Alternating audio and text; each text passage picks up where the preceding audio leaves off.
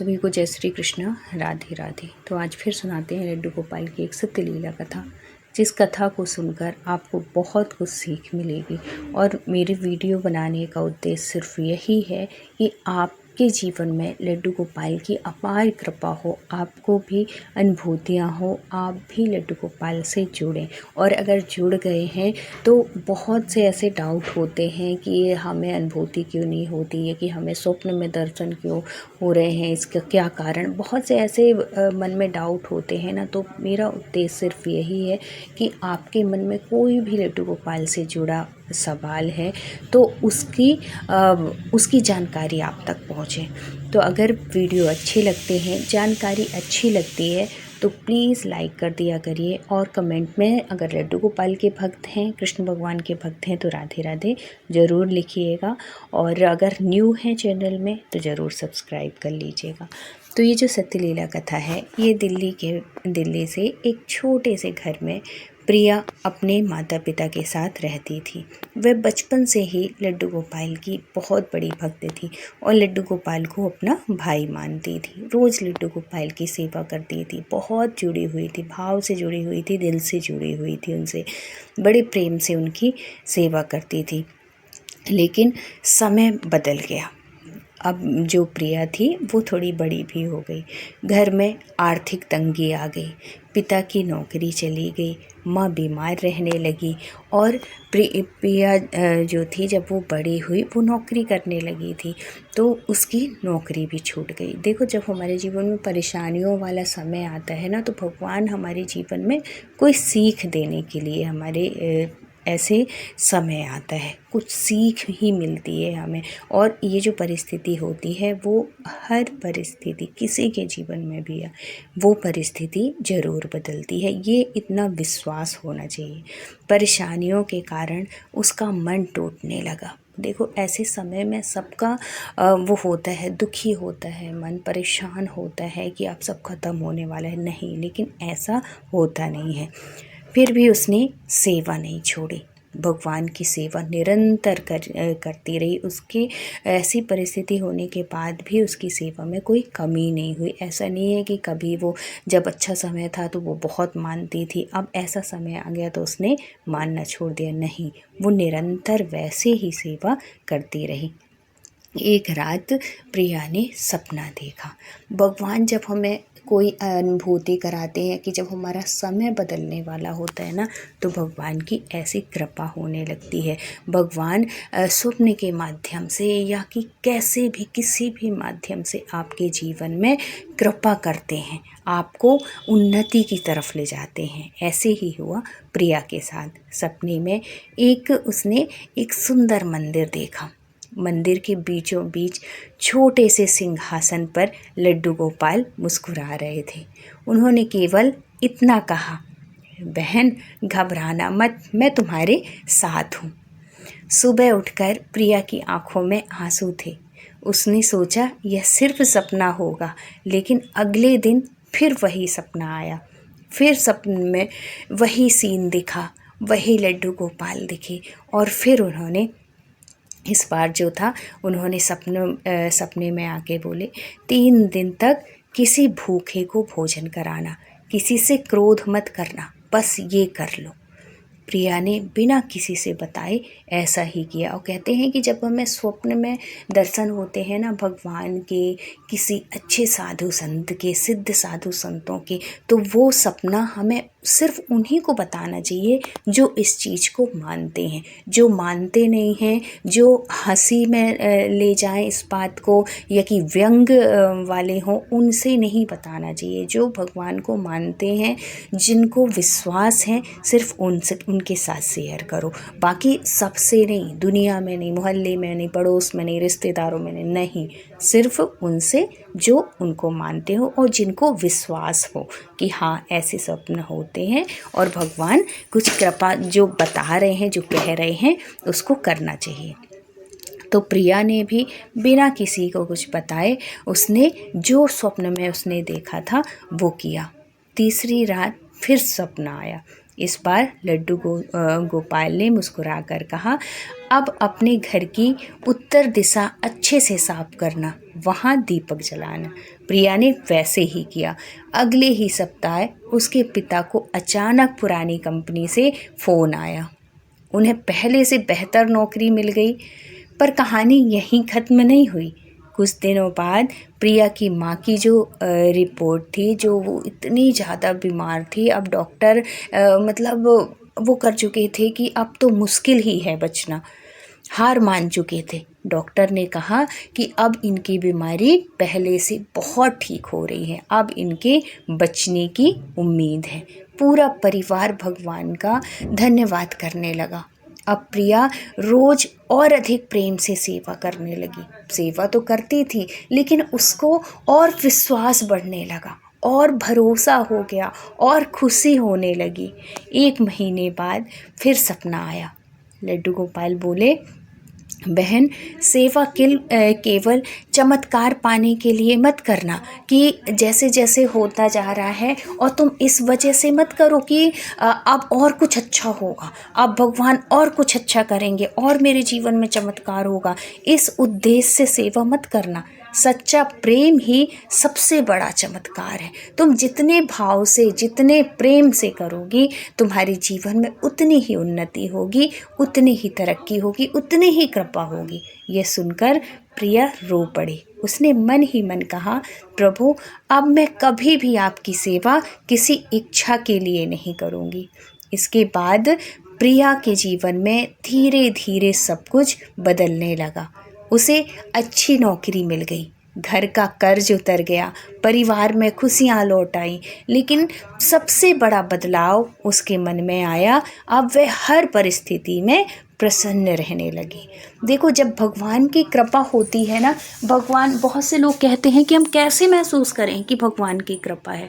अगर आप ना बहुत कैसी भी परिस्थिति है, कैसे भी मुश्किल समय चल रहा है आपके जीवन में, आपके हिसाब से समय नहीं चल रहा है, लेकिन आपके मन में दुख नहीं है, आपके मन में कष्ट नहीं है, आपके मन में ये चीज़ नहीं है कि ऐसा क्यों नहीं है, आपका मन, आप अंदर से बहुत खुश महसूस करते हैं, बहुत खुशी महसूस करते हैं, हरदम प्रसन्न रहते हैं, हरदम भगवान पर विश्वास रहता है आपका, और ये भरोसा रहता है कि ये जो समय है ये कल अच्छा ज़रूर होगा। एक विश्वास अंदर से, एक उत्साह सा रहता है। हर परिस्थिति सही नहीं है, उसके बाद भी हमारा मन प्रसन्न रहे, तो समझो भगवान की कृपा है।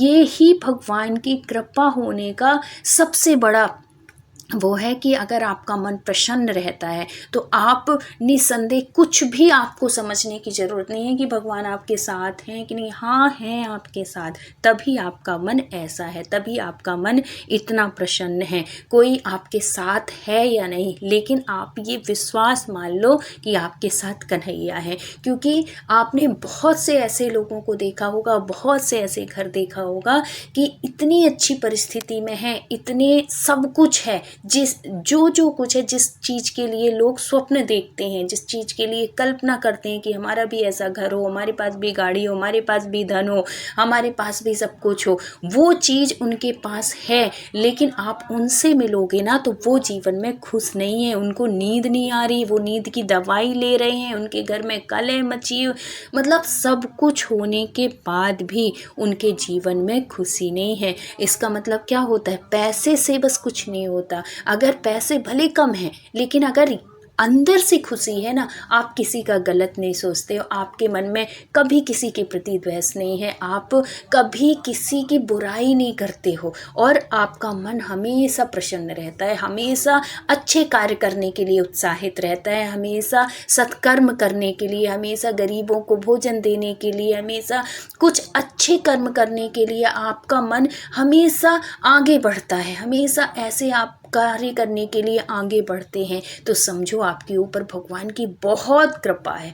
आप अगर 10 रुपए भी कमाते हैं ना, और 1 रुपये अगर किसी ज़रूरतमंद को दे रहे हैं, तो समझो बहुत कृपा है। ऐसे करना चाहिए, एक ना एक दिन आपकी सारी मनोकामना जो है वो पूर्ण होगी। जब हम नेकी कार्य में करते हैं, जब हम अच्छे कार्यों में अपना मन लगाते हैं, सद्भावना से करते हैं, किसी का गलत नहीं करते हैं, तो हमारा जीवन ज़रूर बदलता है। और अगर हमारे मन में ऐसे भाव हैं तो समझो भगवान की बहुत कृपा है, हमारे कन्हैया की हमारे ऊपर बहुत कृपा है, क्योंकि बिना कृपा के ऐसे भाव आते नहीं हैं।